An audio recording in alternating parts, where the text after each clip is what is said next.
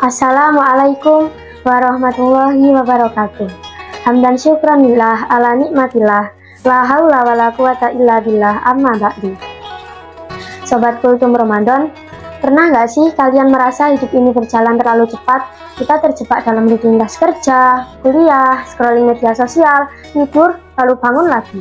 Terkadang, saking sibuknya, kita lupa siapa diri kita sebenarnya dan untuk apa kita ada di sini. Lalu, tiba-tiba Ramadan datang. Allah seolah-olah menekan tombol pause pada dunia kita yang bising. Dia menyuruh kita berhenti makan di siang hari, berhenti minum, dan menahan emosi. Kenapa? Apakah Allah ingin kita menderita? Tentu tidak. Ramadan adalah sebuah proyek besar. Proyek untuk mengembalikan identitas kita sebagai hamba Allah melalui satu pintu, yaitu pintu takwa. Nah, sekarang mari kita buka buku petunjuk kehidupan kita. Al-Quran Surah Al-Baqarah ayat 183, yang ayatnya mungkin sering kita dengar, tapi mari kita resapi maknanya hari ini. Bismillahirrahmanirrahim. Ya ayyuhalladzina amanu kutiba alaikumusyamu kama kutiba alal ladzina min qablikum la'allakum tattaqun. Artinya, wahai orang-orang yang beriman, diwajibkan atas kamu berpuasa sebagaimana diwajibkan atas orang sebelum kamu agar kamu bertakwa.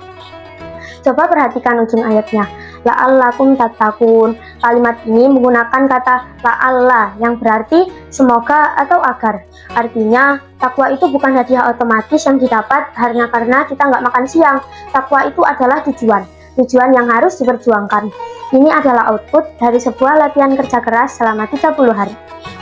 Banyak orang yang mengira takwa itu hanya soal jenggot panjang atau gamis putih. Tapi dalam kehidupan kita sehari-hari, takwa itu adalah sadar kamera. Pernah nggak sih kalian masuk ke sebuah ruangan yang ada CCTV-nya? Gerak-gerik kita pasti jadi lebih sopan. Lisan kita juga akan lebih terjaga karena kita tahu ada yang melihat dan ada yang mengawasi.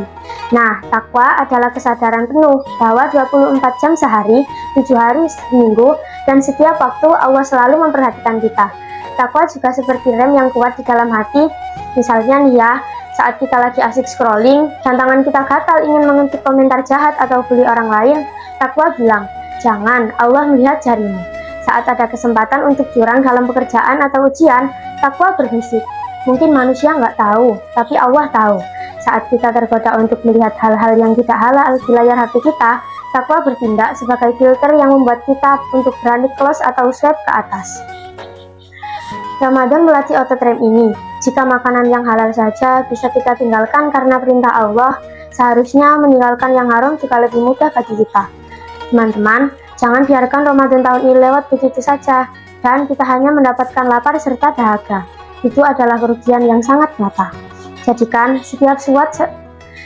setiap suap sayur kita sebagai niat untuk taat. Jadikan setiap tetes air saat berbuka sebagai rasa syukur.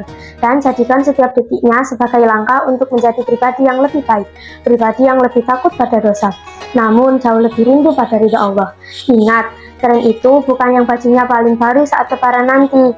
Tapi keren itu adalah dia yang hatinya paling bersih dan mentalitasnya paling kuat menahan godaan setelah Ramadan berakhir. Sobat Kultum Ramadan, semoga kita semua keluar dari madrasah Ramadan ini menjandang gelar sebagai hamba yang bertakwa. Amin amin ya robbal alamin. Sebelum saya akhiri, saya punya sebuah pantun. Makan kurma saat berbuka, manis rasanya di ujung lidah. Mari kita mengejar takwa agar hidup terasa semakin indah. Demikian yang bisa saya sampaikan. Mohon maaf apabila ada segala kekurangan. Wabillahi taufik wal hidayah. Wassalamualaikum warahmatullahi wabarakatuh.